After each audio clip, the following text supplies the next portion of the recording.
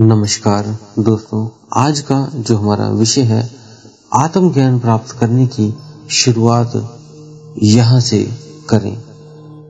तो आत्मज्ञान की पाने के लिए कहाँ से ABC कहाँ से शुरू करें?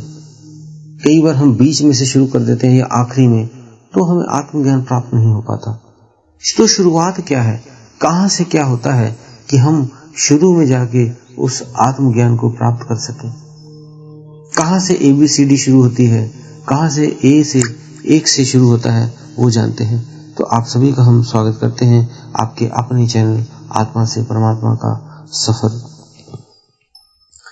तो पहले जान लें, स्वयं को जानना ही आत्मज्ञान है। तो आप स्वयं को क्या कहते हो? जो आपका ये शरीर बना हुआ है, जो आप पूरे दिन करते हो, मित्रों से मिलना, दोस्तों से मिलना, फोन करना, काम करना, बिजनेस करना, जॉब करना, ये क्या है? तो ये विचारों का एक समूह है। जो आपके भीतर विचार बने हैं, आप उसी के जरिए रोज वही करते हो। आज आप मान लो नौकरी करते हो या आप बिजनेस करते हो, तो आप क्या करते हो? आपके विचार जो हैं, आप एंटरटेनमेंट करना चाहते हैं, आप अपने बच्चों से बातें करना चाहते हैं, आप अपनी पत्नी से बात करना चाहते हैं, आप अपने माता पिता से बोलते हैं, आप घर का ख्याल रखते हैं, आपने बिजनेस में क्या क्या करना है, जॉब में क्या क्या करना है, क्या आपका टैलेंट है। तो जो भी आपके भीतर ये विचारों का पुंज इकट्ठा हो गया है, वही आप रोज रिपीट करते हो। आप ध्यान रखो, आप ऐसा चेक करो कि आपके जो रोजमर्रा की जीवन है, वो तकरीबन 80% से लेकर 90% तक सेम जीवन आप जीते हो जो रोज जीते हो। उसमें 10% ही बदलाव होता है, अन्यथा आप 90% जैसे सुबह उठते हो और रात तक जो जो करते हो, वही सेम जीवन में अपने करते हो। 10% ही ऐसा होता है जो आप कुछ अलग चीज, कहीं घूमने चले गए हफ्ते में, या किसी और चीज में अलग सा काम कर लिया, या किसी नए मित्र से आपका मिलाप हो गया, तब आपके विचार थोड़े से और ऐड हो जाते हैं। नए व्यक्ति का मिलना, आपके जीवन में कुछ बातें करना, उससे नई तरह की मित्रता हो जानी, आपके दोस्त के जरिए आपने कहीं घूमने गए, वहां आपका कोई मित्र बन गया, या आप किसी और संस्था के साथ जुड़ गए, तब आपके कुछ विचारों में और बदलाव आते हैं। मीन्स कहने का मतलब है, आप एक विचारों के पुतले हैं, और जब तक आप इन विचारों में रहेंगे, आप स्वयं को कभी नहीं जान पाएंगे। क्योंकि विचारों से परे होना ही आत्मज्ञान की तरफ बढ़ना है। विचारों में घुसना स्वयं को गुम कर लेना है, और ज्यादातर यही लोग करते हैं। सारा दिन विचारों में डूबे रहते हैं और स्वयं को भूले रहते हैं और याद ही नहीं करते। जब मेडिटेशन की बारी आती है, तब आप 5 मिनट स्वयं को याद कर लेते हैं। बाकी सारा दिन किसी और उलझनों में उलझकर स्वयं को भूले रहते हैं, उन विचारों में खोए रहते हैं, डूबे रहते हैं, जैसे एक शराबी में खाने में पीकर डूबा हुआ होता है।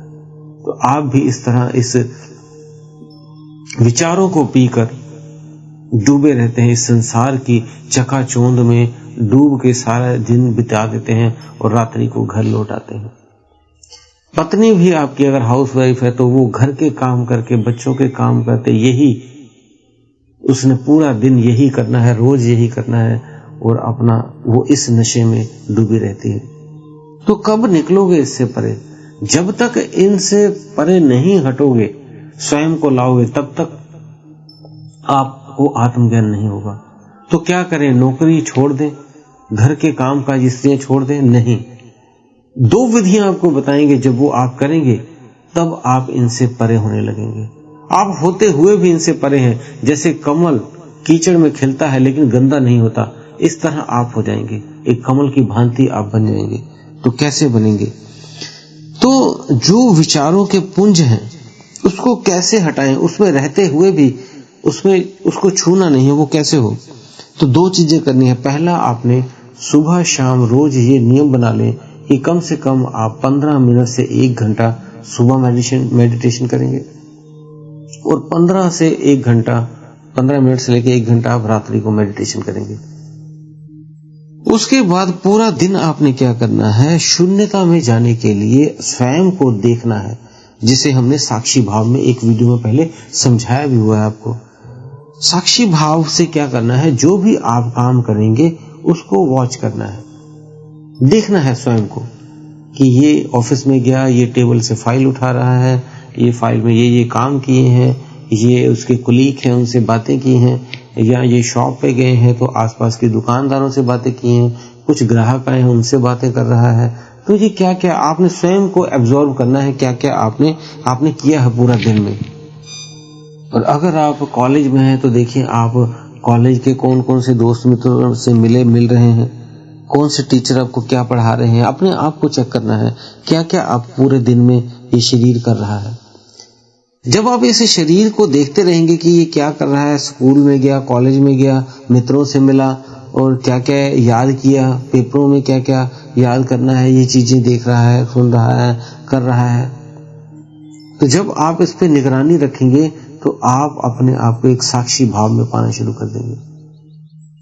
कहीं घूमने जा रहे हैं तो देखना है आपका ये शरीर कितना खुश हो रहा है घूम के, क्या हो रहा है इसको, क्या इसके भीतर विचार आ रहे हैं, घूम कर कितना खुश हो रहा है, पहाड़ देखकर कितना खुश हो रहा है, पानी समंदर देख के कितना खुश हो रहा है, एरोप्लेन में यात्रा करके कैसा अच्छा महसूस कर रहा है, या रेलगाड़ी में सफर करके कैसा अच्छा लग रहा है, बस में सफर करके कैसा अच्छा लग रहा है। तो ये जो भी इसको महसूस हो रहा है आपने उसे चेक करते रहना है, इसको किस चीज से क्या क्या हुआ। तो जब आप इसकी निगरानी करेंगे तो ये साक्षी भाव में हो जाएगा, तो ये एक ध्यान की स्थिति में हो जाएगा। मीन्स आप उस कमल के फूल की तरह कीचड़ में रह के भी कमल का फूल जैसे गंदा नहीं हुआ, आप भी इन विचारों में रहकर अलग हैं, उससे बाहर हैं, लेकिन हो रहा है सब कुछ, लेकिन उनसे परे होकर आप देख भी रहे हैं। तो ये साक्षी भाव जो है ये ध्यान है आपका एक, तो ये आपको आत्मज्ञान की तरफ ले जाएगा। मेडिटेशन आपको आत्मज्ञान की तरफ ले जाएगी। ये 2 चीजें ही काफी हैं जो शुरुआती दौर पे आप शुरू कर लें तो आपको उस आत्मज्ञान की तरफ ले जाएंगे। ये शुरुआत ही यही है और अंत भी यही है, इसके अलावा और कुछ नहीं है। बस आप इसे फॉलो करें, रोज फॉलो करें। किसी दिन भूल जाए तो कोई बात नहीं, फिर अगले दिन से शुरू करें। कुछ देर के लिए भूल गए तो कोई बात नहीं, फिर करें। जैसे जैसे अभ्यास करते रहेंगे आपको इसकी आदत पड़ जाएगी, और फिर जब पक्का हो जाएगा तो आप पूरी निगरानी के साथ आपको रखेंगे। और जब ये प्रोग्रामिंग आपने अपने भीतर कर ली, तब आपके जो पुराने विचार थे वो बदलने शुरू होंगे, फिर आपका नया जन्म शुरू हो जाएगा। आपके भीतर जो पुराने विचार थे वो समाप्त होकर नए विचारों का जन्म हो जाएगा उसकी जगह। और जब ही जन्म होगा तो समझिए आपका विचारों का जन्म नहीं, अध्यात्म का जन्म आपके भीतर हो गया है।